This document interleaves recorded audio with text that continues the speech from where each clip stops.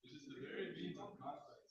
When we offer respectful obeisances to the personality of God, and the Dharma Rishi, the Supramasu being, and the Mother Swadhiswati, the goddess of everything, the Shila Vyasi, the author. I regularly attended classes of the Bhagavatam, some of the verses.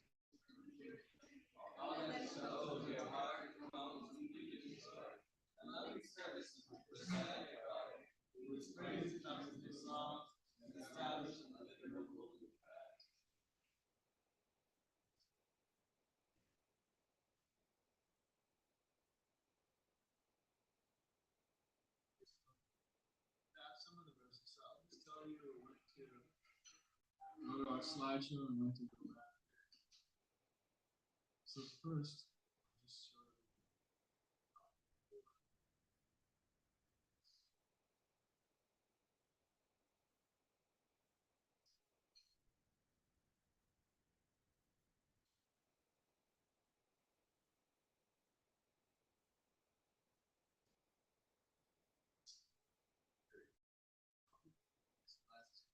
Sound vibrations and light.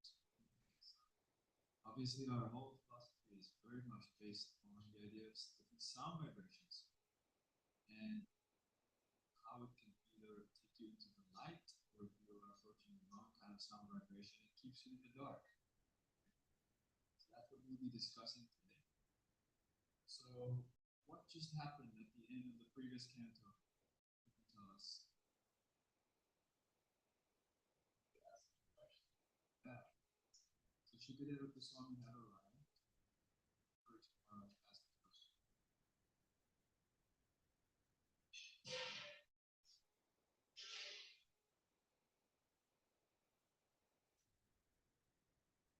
So, if I'm not mistaken, please correct me if I'm wrong, but Parikshit Maharaj was sitting there and there was already a lot of ascended sages and he had posed some questions. Then Shukadeva Goswami went and sat right in front of him and asked him those questions. So just before in the previous canto, Shukadeva Goswami was sitting in front of him and Parikshit Maharaj had asked, he said, "You are the spiritual master of great saints and devotees. I am therefore begging you to show the way of perfection for all persons, and especially for one who is about to." It's kind of like rephrasing something he had asked before. Basically, what am I supposed to do if I'm going to die? But also, what is everyone supposed to do? What is the greatest goal of mankind? What is the most important activity? So now we'll see that Shukadeva Goswami really liked this question, glorified him for it. So I'll quickly show you all the texts for today. It's text 1 to 4.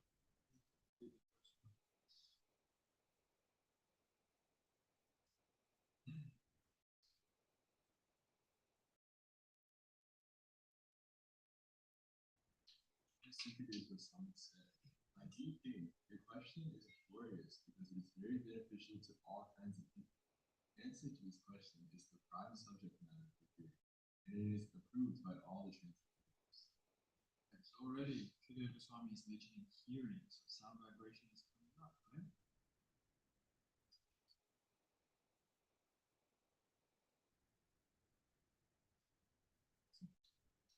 Where are we at? Canto 2, chapter 1. Text 2 right now. 212. Jackson, go first. Those persons who are materially engrossed, being blind to the knowledge of ultimate truth, have many subject matters for hearing in human society. So now he's saying, you just said before that was a great question. He's basically said that hearing and sound vibrations are important. Now he's saying that in the world as we know it, sometimes people don't hear the right things. This is the text that we'll go deeper into, but let's keep going for now. read this one. The lifetime of such an envious householder is passed at night either in sleeping or in sex indulgence, and in the daytime either in making money or maintaining orphans. So if you get this one, it's being a little hit. Right away.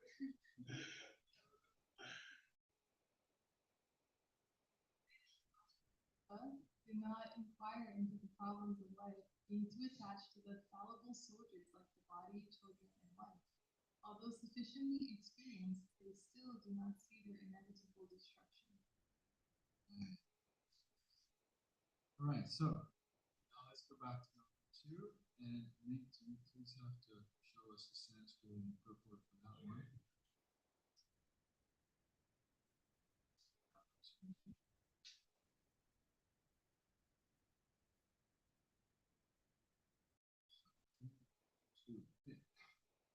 Shrotavyadini Rajendra Dinam Santi Sahasrasha Asyatam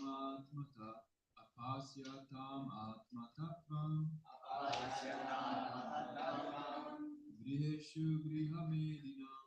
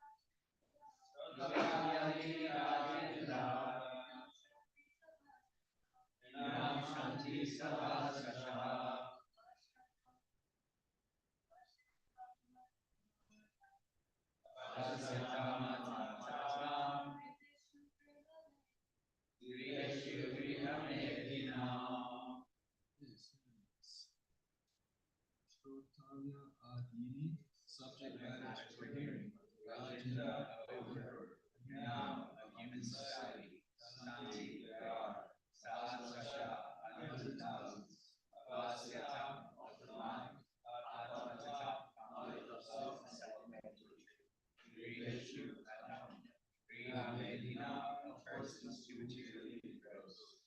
Just reading it again, those persons who are materially engrossed, being blind to the knowledge of ultimate truth, have many subject matters for hearing in human society. Now the purport is the final translation of Swami that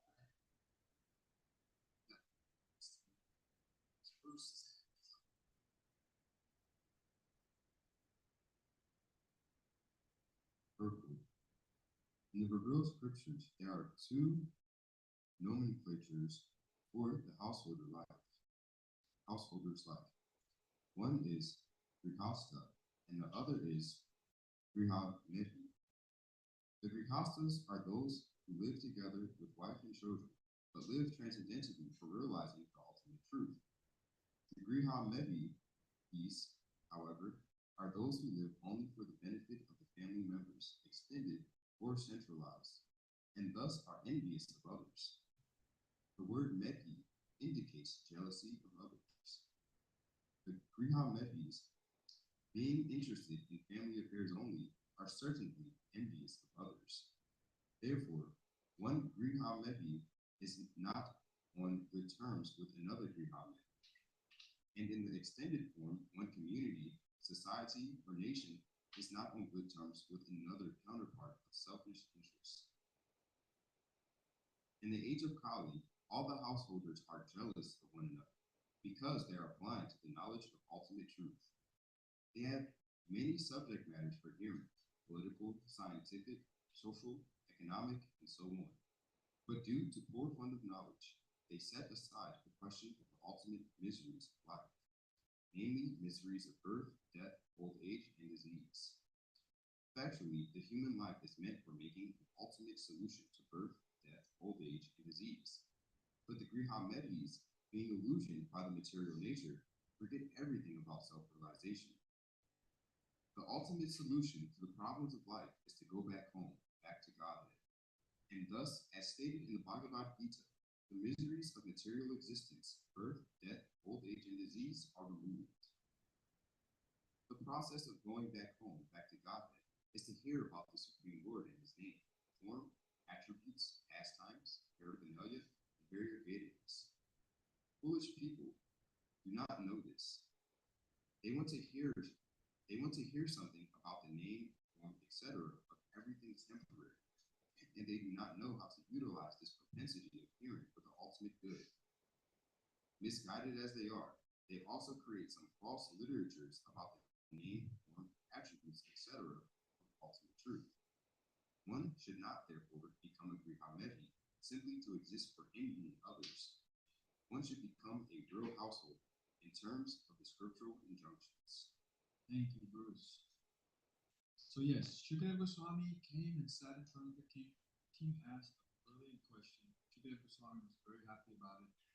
But then he also reminds the king that not everyone focuses on the right kind of hearing. And in human society, it's a tale as old as time, right? Krishna gives his recommendations, he gives the system, but then we always follow our own minds. So you can either follow Krishna's system or not. And the purport explains very nicely. Grihastha, that's one of the four ashrams. That's Krishna's system, right? So you can be a householder, you can have a family, you can be very involved with the material energy, so to speak, but still follow Krishna's system. Be focused on self-realization. Or, go to the purport. So that's what the purport is describing. And there are two main themes that come out in the purport. One is that of sound vibration, hearing, different type of hearing. The other theme that comes out is envy. Very, very interesting. So we're going to look at those two themes today. So we have our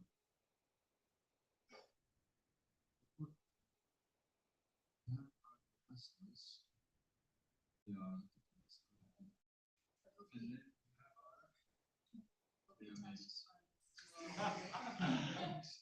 With regards to what the Grihastas are, they're stately people that are always thinking of Krishna. They always try to incorporate Krishna into their daily life. So they're transcendentally situated. They try to see with equal vision. They understand that we're all spiritual beings, you know? Whereas the Eddies, they're not really, they have no interest in understanding our spiritual nature, right? They just want to better their material lives, thinking about their benefit only. It's very me and mine, you know? It can expand a little bit. It can expand to family, you know? I don't just care about myself, I care for my family and their material benefit. How to make life better for my family. It can even expand to our nation, to our country, you know. But there's always that differing, that othering. Like, my country is better than your country. My religion is better than your religion. My family is better than your family because they don't have that equal vision. They're not striving for self-realization. So we can actually see that a lot of the issues that we have in the world, why there's no peace, why there's no happiness, is because these are our leaders of society, Brahmanis, you know, they're ones who are just striving for the material benefit of their country, of their selves, you Also, there's no spiritual inclinations in our leaders of society. That's why Prabhupada made the quote that we are the real United Nations. I think it's referring to the project of the United Nations.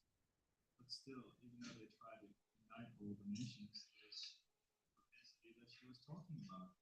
There's always conflict, there's always othering, division, tensions, because there isn't that deeper spiritual understanding of our united universal brotherhood and sisterhood. It doesn't matter how much you accumulate in this life, you can be biggest musicians, you can be Donald Trump, but it doesn't matter what you achieve in this material world, what greatness you achieve, because that's not going to be diversity of things if you don't.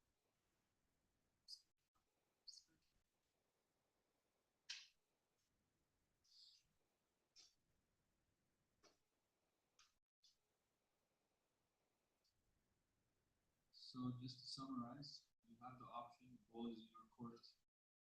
You can either focus on uplift, spiritual vibrations, or not so good ones. So, speaking of hearing, All have this ability to hear, right?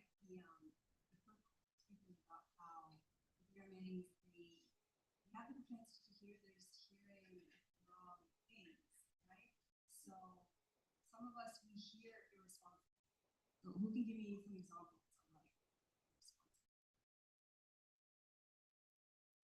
Excuse me?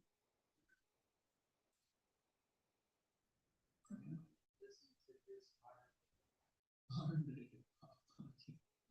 Reality TV. It's not real. It's funny that they call it.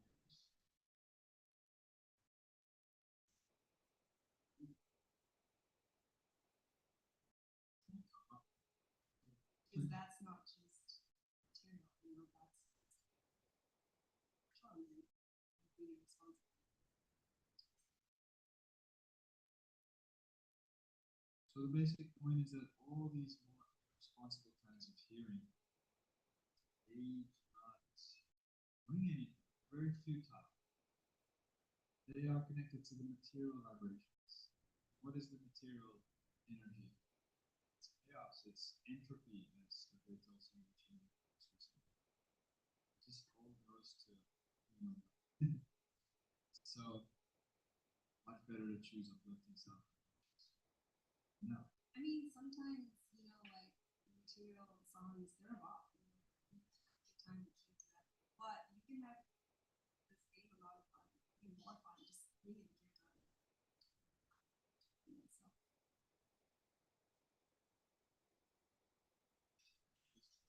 So. In the purport, when speaking about the sound vibration, Prabhupada said that factually, the human life is meant for making an ultimate solution to birth, death, old age, and disease. Remedies, the illusion by material nature, forget everything about sound. Right?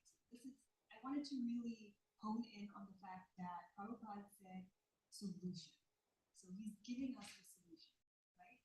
So sound vibration, it actually acts as our solution, right? So let's just break this down. If you have a problem, wouldn't you want to solve that problem? Yes, you don't want to sit in that problem, right? You want to find a solution for that problem. So what Grihastas do is they try to elevate their spiritual being in order to stop this repeated cycle, right? Whereas Remedies, they don't have this knowledge, so their solution to their problems is to expand the material. Oh, we can do this, so they try to expand their material life, not understanding that this is still part of the problem. Because what they're doing is they're trying to solve the problem that has been created using tools and methods that started the problem. So you're just going in this cycle, right? And it's tough to solve problems in the material world Because this is the nature of the material world. You're meant to have problems, meant to be full of conflict. You're only supposed to solve it through spiritual alignment, through sound vibrations, right? Spiritual. So when we're sitting in a problem, for example, if you have a problem, what do you do what is your mentor saying? How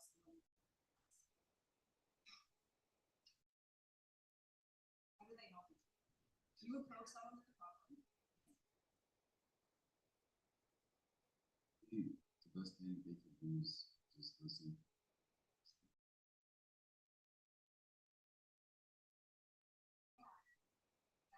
To help you see bigger, to help you take a step back, to step out of the problem so that you can see how to actually solve the problem.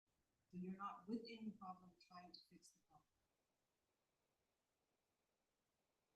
Sometimes we speak about this in terms of levels of consciousness. Usually our problems originate in a certain level of consciousness, a certain mode of nature. So obviously the solution does not exist in the same level of consciousness. So we have to speak in a different level of consciousness. That's the main point. Solutions are just not found in the same realm of troubled circumstances. Okay. So sound vibration, problems, solutions, that's what we're discussing. But now let's go over to this topic of envy. It's really prominent in the purports. Here, see this picture? So one person is doing very well. They're a little bit elevated there on the top. The other person is not so happy. So, when you think, what is envy? The way in which it exists in our Vaishnava philosophy is a little bit different from the way we usually understand this one. Maybe you can try and think, or you can be in touch with the devotees in this philosophy. How did you think about this word envy?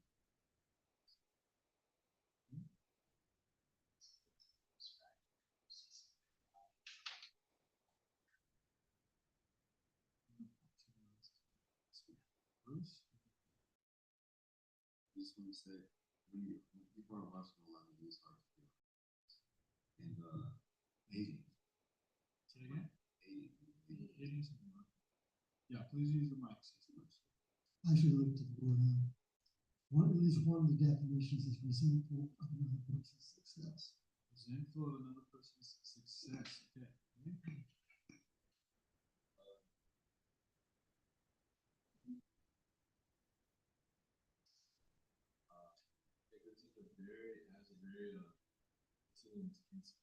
Yeah. People would say jealous, they wouldn't say. So we usually don't even think that would happen. So I also looked at a definition. This is one definition he gave us. It says a feeling of discontented or resentful longing aroused by someone else's possessions, qualities, or luck. So someone has some amazing possessions or qualities or good fortune in life, and you long.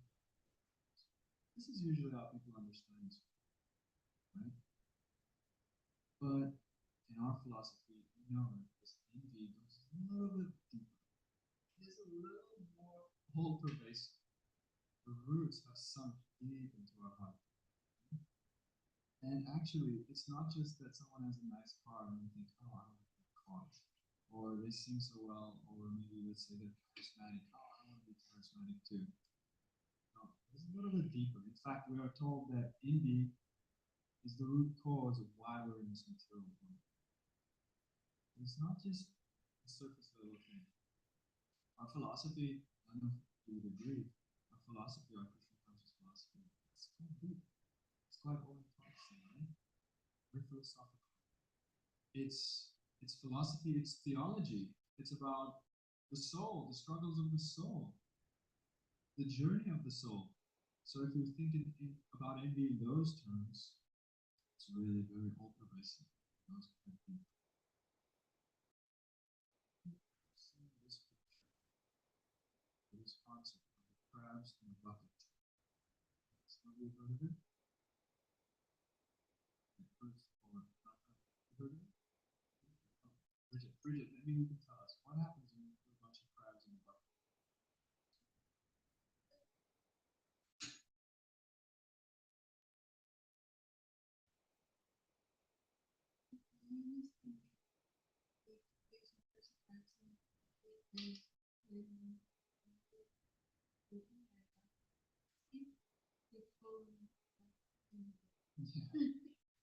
That's some funny speech bubbles.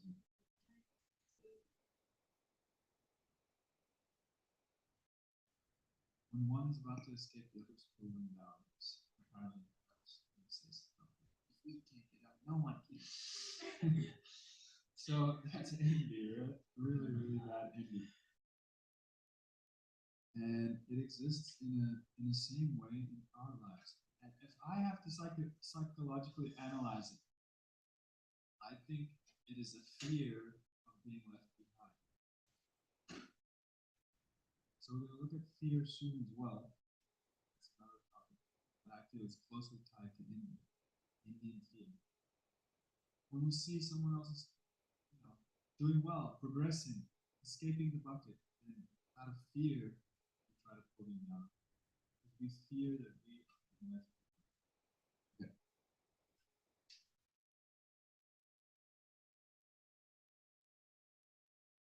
So Gopi was speaking about envy. It's rooted in fear, right?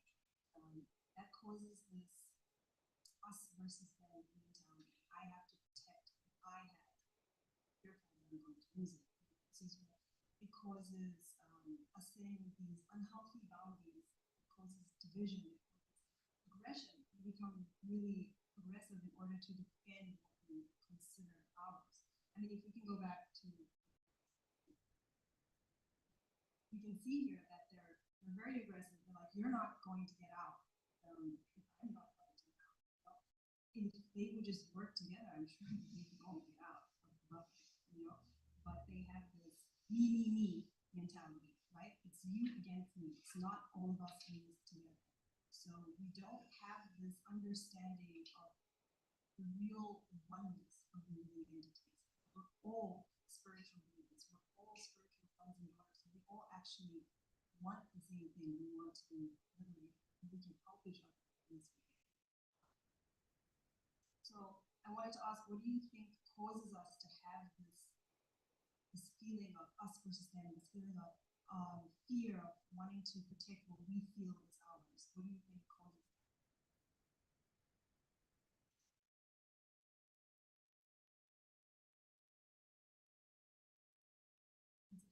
Yeah, where is that insecurity? What's the root?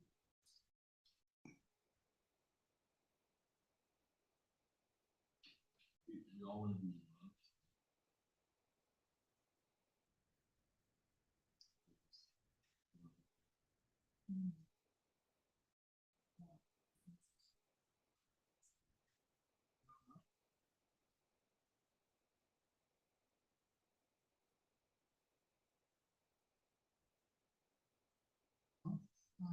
I'm not sure what Nate was saying. Were you saying God? We all want to be God? Oh, we want to be loved. Oh, right. Yeah, because I was gonna say that we all want to be dominators. Like we all want to control other people. So, yeah, we want to be God rather than. So then that's automatic hatred. Those two actually go hand in hand. So we want to be God, we want to be the controllers because we have this fear that we won't. So we try to demand love. We have to command it instead of demand, right? But we have this fear that we're not going to get it, so we try to become the controllers. And this is because we have a lack of understanding, a lack of faith in a higher power. Right? We don't believe that there is something higher than us, something that does love us, does want the best for us. So then we go into this nature of wanting to be in control, wanting to defend cause and division. Did you want to say something? I just wanted to say previous experiences. Traumatized.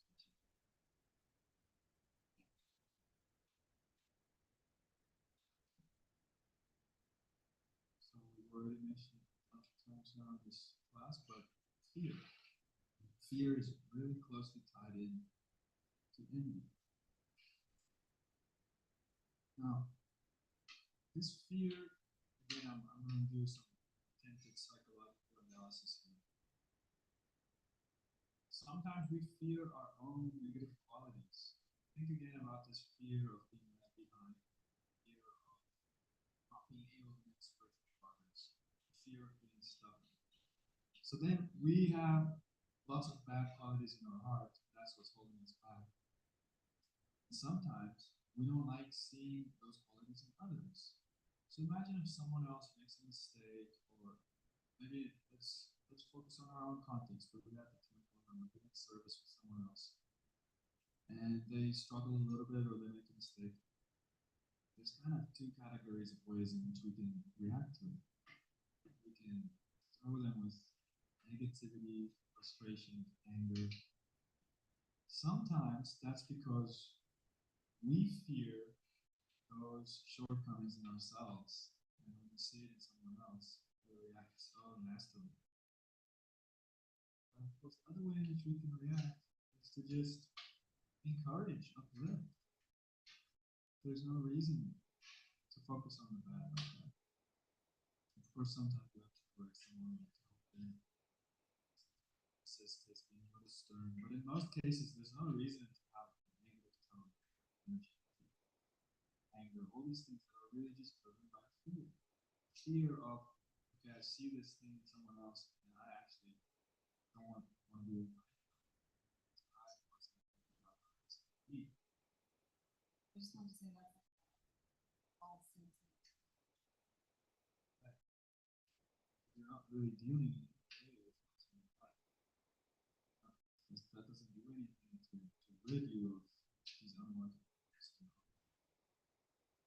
So, fear is a really big problem. I want us to look, so Nick, if you could pull up Srimad Bhagavatam 11, 37. So, as I often try to do with class, I want to encourage all of you to really think about how our philosophy is a living thing. And you have to interact with it. So, we were studying the commentaries of so many different Vaishnava acharyas, and we should do the same. Even when you read Prabhupada's purports, as loyal and humble servants, we want to take on everything that Prabhupada says. But at the same time, Prabhupada in many cases encouraged us to be an intelligent, independent thinker. So that means engage with philosophy. Think about why did Prabhupada say this in this purport. So anyway, this is a little bit of a tangent, but I want you all to always think about philosophy in this way. So now we're going to see something about fear, and we'll see what was said by Sridhar Swami, one of the very prominent commentators in the Bhagavad. So let's read this. I'll read the verse.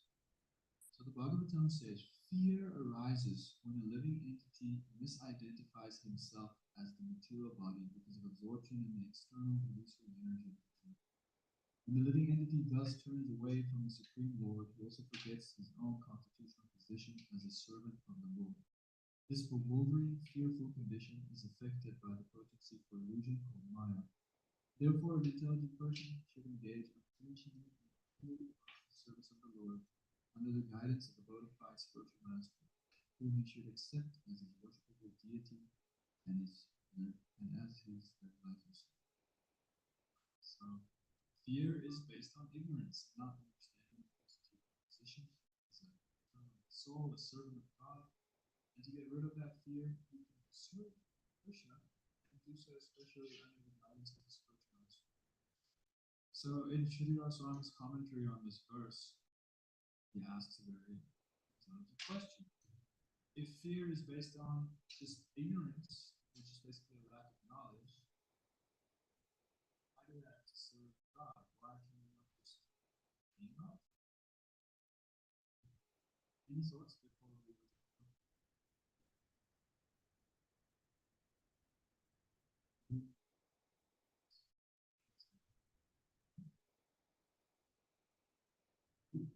mean, my guess is because God is knowledge, right? Okay, that's a good answer.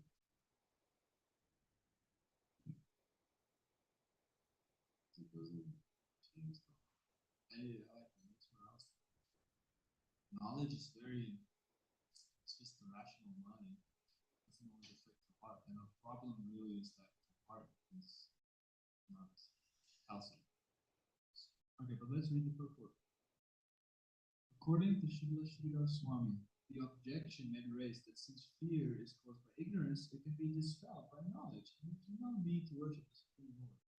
The living entity falsely identifies with his material body, family, society, and so on, and he simply has to give up this false identification. Then what will Maya be able to do? In reply to this argument, Srila Sridhar Swami has quoted the following verse from Bhagavad Gita. This divine energy of mind is consisting of the three modes of material nature. Consisting of the three modes of material nature is difficult to overcome. So this is Krishna speaking to Arjuna. But those who have surrendered unto me can easily cross beyond it. The living entity called Jiva Tattva is one of the potencies of the Supreme Lord. The constitutional position of the living entity is tatashta, or marginal.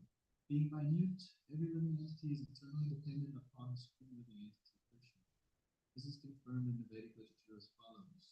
Among all the eternally conscious beings, there is one supreme eternal living being who supplying the needs of all the innumerable others. Krishnadas Kaviraj has stated, Krishna is the only independent controller. All other living entities depend upon him. Just as the finger is part and parcel of the body, therefore must always be engaged in bodily service, we, as parts and parcels of Krishna, have the eternal duty of engaging in the unworthy service of God.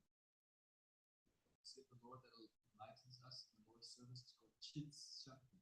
Srila Bhaktisiddhanta Saraswati Thakur comments that when the living entity develops a spirit of independence, he is forced to come to the material world where he enters into various types of petty and undesirable behavior and create a fearful situation. The Bahiranga Shakti, the illusory potency of the Supreme Lord, covers all trace of the Chit Shakti and imposes one material body after another upon living entity. We're going to stop there, but so the basic point is it's very difficult to overcome material energy. Krishna himself maintains it. If you don't surrender and develop devotion to him, it's going to be very hard. Just simply by knowledge or austerity, maybe temporarily we can uplift ourselves, but if the heart doesn't change, if the soul doesn't emerge through those different currents, then it's going to just be a temporary solution. So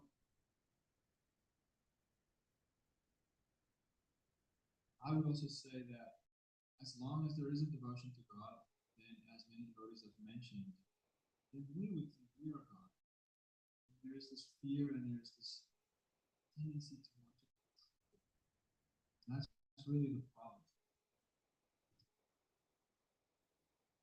Because just think about it, it's so straightforward. We're here in Gainesville, Florida. The world is quite vast. Is anything really under your control? Just think about all the things going on out there. Different wars, economic problems, residents taking all kinds of things, different bodies, there's natural disasters. What is really under your control? So I think it's very logical that if you are to try and pose yourself as the controller, you're going to feel a little bit discouraged. You're going to feel a little bit fearful. It's just as simple as that. But as soon as through contact with real spiritual sound vibration, you start to realize that Krishna is the controller. It's the natural way of things. And we are his servants. That's when fear dissipates. Thanks, Rick.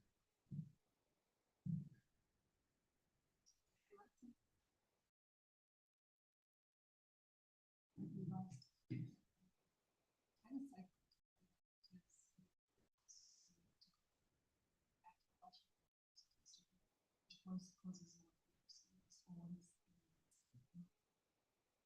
fear wanting to control, fearful.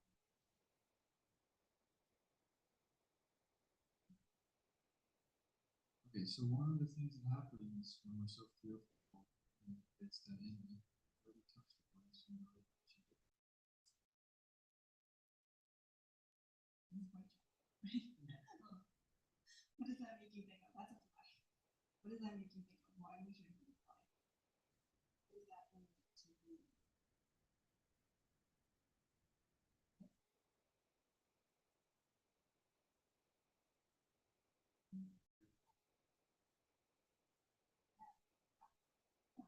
So flies, they're attracted to steam. So that's the negative things that we're attracted to. The negative things that we're speaking about other people, because we have this fear of being left behind. We don't want to be left behind. So what do when we have this fear? We try to keep people with us. We try to drive people back so it doesn't feel like we're lagging behind. We have people with us. So if I have a fear of being left behind, I'm going to keep people with me. It's not just me alone. You know?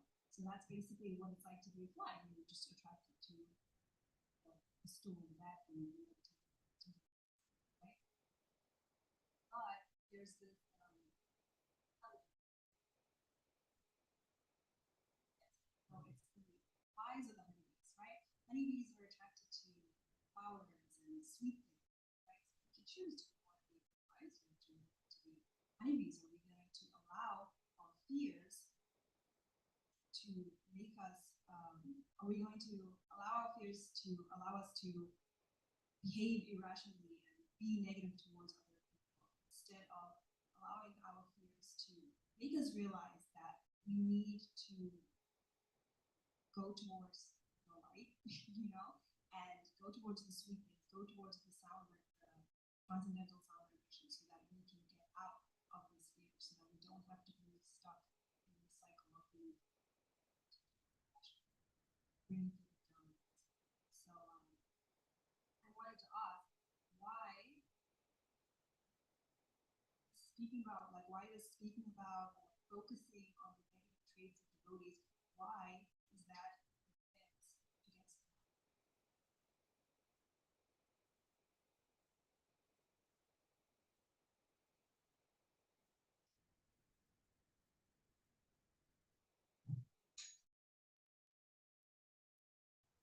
Krishna comes to mind, like, believe very Krishna, and Krishna is the holy name. So, if you're offending what's dearest to Krishna, then how are you supposed to get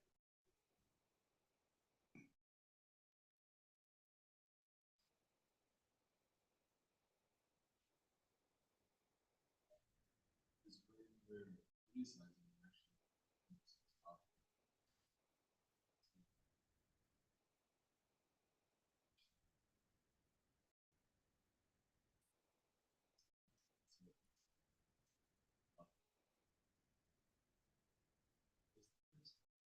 Yes.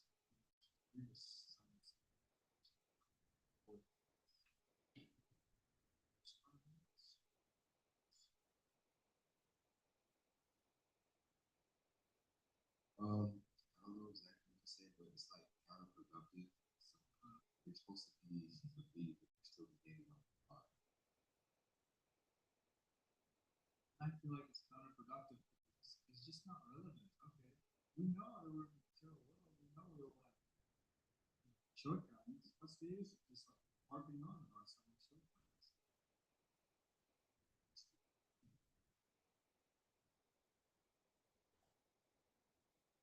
Is it not?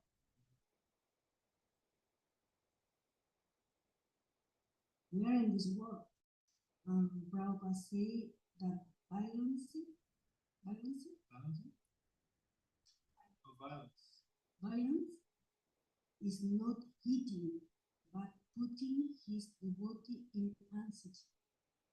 It's violence to put the devotees in the private. When you put in anxiety a devotees, only system the soul put in no work with the sense, no? On the association, on the good, feel good with the the same thing.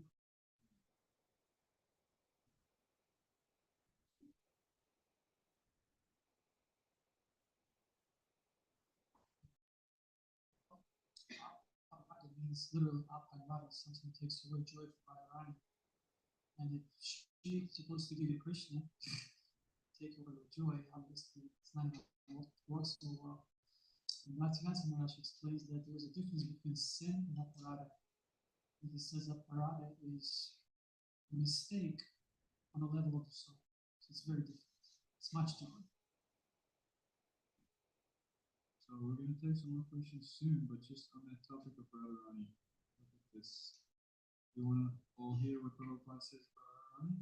So in the letter, Prabhupada says the following. We should utilize our talents without being envious of others. You should do your best, but you should not be envious of others. In material life, there is simply envy of others' progress. But in spiritual life, one encourages another. Oh, you're doing good. That is Radharani. She says, oh, here is a very nice devotee. Please, Krishna, you accept. So, very straightforward. So basically, Radharani knows how to just have good spiritual vibrations and speak good things about others. And hear, she only wants to hear these vibrations. So that's our class for today. There's Grihastas and Ladies. Shukadeva Goswami was very happy about Parikshit's inquiries, and he reminded him of the best kinds of inquiries. And I feel like he was kind of lamenting that in society at large, what's the point? Hear the wrong things. And then in the purport, Prabhupada spoke about just different kinds of sound vibrations, and he spoke a lot about envy. Why is that? Are there any other questions, comments, or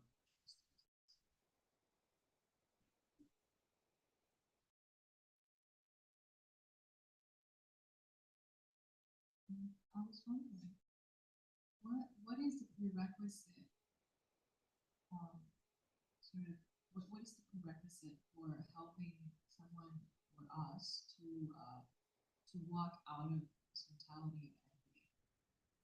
Because what I've noticed is sometimes the environment helps us because we're pretty helpless, in the face of such demons within our hearts.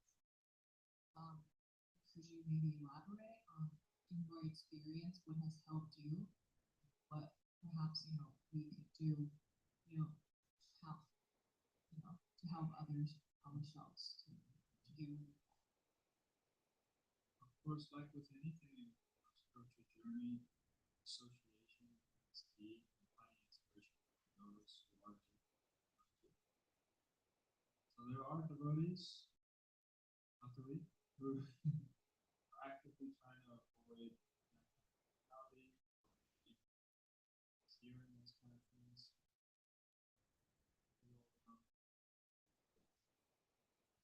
Some of you don't.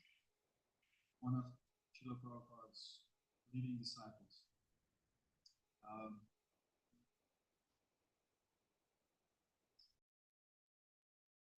He was very grateful.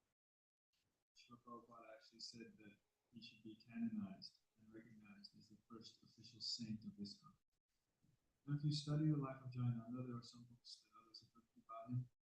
One of the things that is clear is that he just could not tolerate hearing that.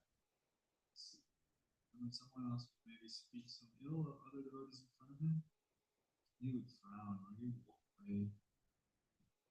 He would just make it very clear that it's not. So we could try and associate with devotees like that, try and figure out who has grasped this point, who really understands how important it is to avoid this, and who really understands how harmful it is to indulge in it, and try and spend time with those devotees. You could speak to them. Yeah, I've noticed that you don't really say anything about this. I really like that. How do you do it? That way, by honoring them, appreciating their work, that's association.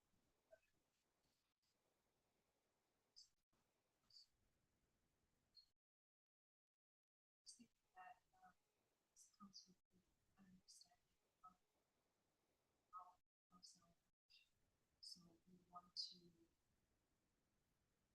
surrounded by positive spiritual zone vibrations.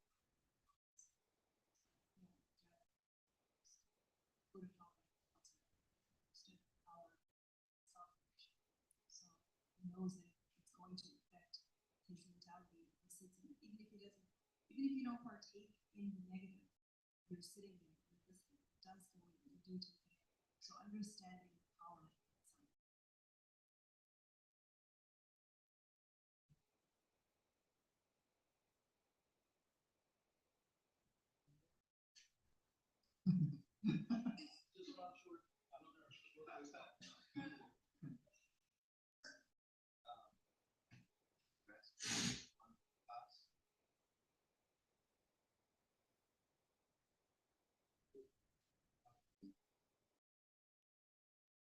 This is in regards to distribution. If we cannot give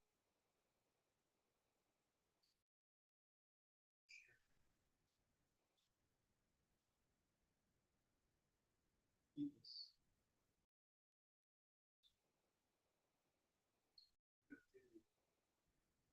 unwrap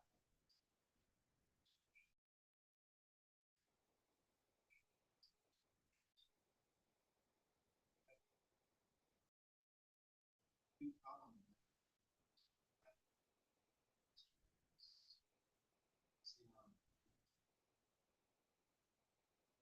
Because it breaks down those barriers, and it's not us versus them. We're not othering, but it's we're all together. Come, share this.